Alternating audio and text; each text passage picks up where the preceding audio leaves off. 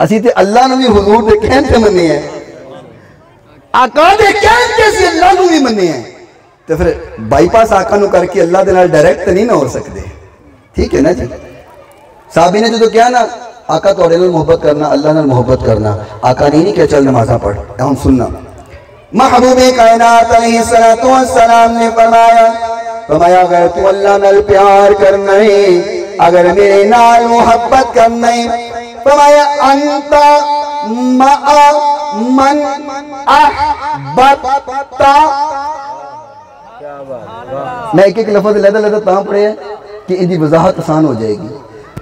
अंता तू मा मेरे नाल, मन अहबता तेरी मोहब्बत की वजह तो। चलो आसान लफ्ज़ समझाना।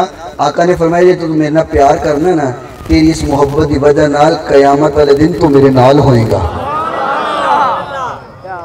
तो मेरे नाल होएगा।